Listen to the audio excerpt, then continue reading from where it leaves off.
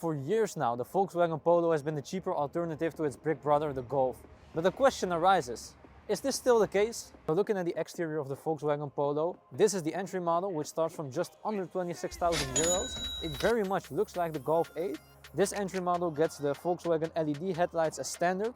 You can upgrade them to the Volkswagen IQ lights, which will get the LED bar on the front here. In this case, it's just a chrome trim, and also the bumper doesn't look very sporty. So if you upgrade it to an R-Line or the business model, it will look much better from the front. But also this entry model still looks very good. So this specific Volkswagen Polo has electric wing mirrors, which I find very handy when you're parking. It's just a bit more safe so people don't just bump into your mirrors and break them, which happens a lot. We do have tinted windows, which look very sporty, give you more privacy and look very nice onto this candy red paint. If we have a look at the back, we can see the new LED headlights. You can get them upgraded with a dynamic LED strip, which looks very nice in my opinion, but also this entry level looks fine.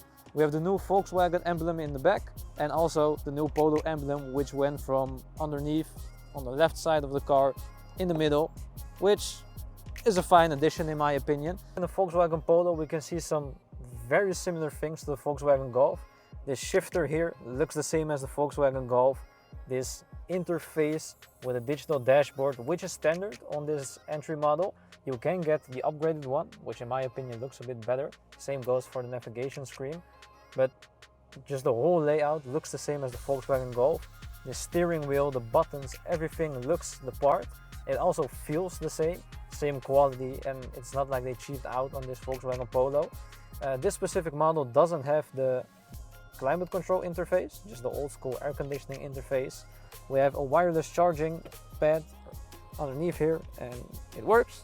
And we have two USB-C connectors in the front and two in the back. Furthermore, everything feels alright. It is a bit like you expect from a Volkswagen Polo, so some cheap plastics here and there, but it does feel sturdy. We have this space for your sunglasses. We have the visor, which is illuminated in the front and in the back. So as you can see, Apple CarPlay has already started. It's wireless in this case. And let's have a drive in the Volkswagen. I do have to say, it feels really nice for a Volkswagen Polo. Just like I mentioned, the quality is high. The shifter is very short in this case, so there's almost no stretch and feel to it. So it's very short geared. It is something you have to get used to. The gas response is alright. In this case we have a 1.0 liter turbocharged petrol engine, which puts out 95 horsepower, which is alright for this car. It's connected to a 5-speed manual gearbox, which isn't very economic, even though the Polo should be very good on mileage. When I'm driving on long distances on the highway, I'm mostly getting around 4.8 liters per 100 kilometers, so that's about 1 on 20 about.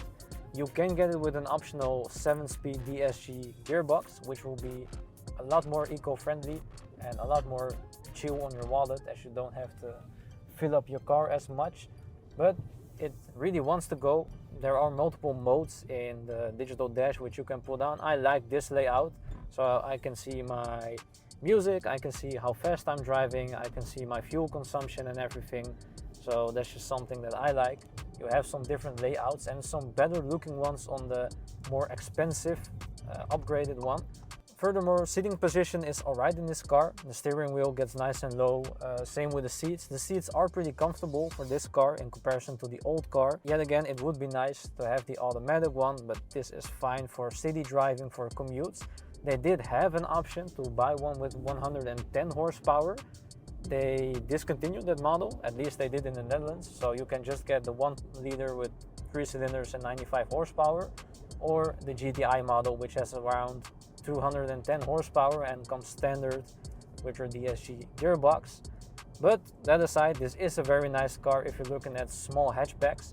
It is the nicest one I've driven for a while. It's better than the Peugeot, link in the description, better than the Seat, link in the description, and I like it. I like it overall. I'm a fan of Volkswagen cars, and they really did a nice job with this Volkswagen Polo and the way that it feels like the Volkswagen Golf in every way.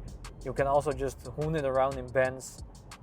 It's really nice to drive in. You're not that scared, because if you would be taking a corner with the Peugeot 208, which we reviewed last time, that car doesn't really like to sit well in corners, which this one does.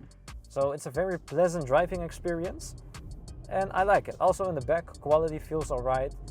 Just again, we have the tinted windows, you have those plastics in the back, which is to be expected from a car for this price range and quality. There are some nice features which haven't always been standard on these kind of cars, like parking sensors in the front and in the back. We have 4 electrically operated windows in this car, which also wasn't standard on the last Volkswagen Polo. So it's a very nice car to drive. Mileage is okay. I would advise to take the SG if you're really going to use it for commutes to work or maybe long distance driving. But if I'm honest, it's a very nice car. If I would be in the market for a small hatchback, this would be my choice. But the big question still remains. Is the new Volkswagen Polo better than the Golf 8? I wouldn't say so. It's a very nice comparison. It has the quality, feel and look of the Golf, but when you're getting in a Golf, it's still a Volkswagen Golf. It's still a bit more bigger. It all feels a bit less rattly and rugged, and that's very nice. So I'm really enjoying this car. I wouldn't say the Polo is better than the Golf at this point in time, but the difference is getting very small. And also for the price range, if you're looking to buy one new, the difference is about 10,000 euros starting of the base models. So in this case, if you're on a budget and you would still like the drive, feel and quality of a Golf, you should definitely go ahead and have a look at this Volkswagen Polo. But if you have the budget to spend, it would be still a nice option to have a look at a Volkswagen Golf. Still a nice respected car in this case. But it's very nice, this Polo. I'm very positively surprised by this car. I was kind of expecting it to be like the old Volkswagen Polo, but this really caught me by surprise. This is the nicest small hatchback which I've driven in a while, and I really have a lot of positive things to say about this car. There aren't a lot of downsides in my opinion, and everything you expect for this price range is in this car. Because if you're having a look at, for example, the Peugeot 208 which we reviewed last, you pay the same price, almost.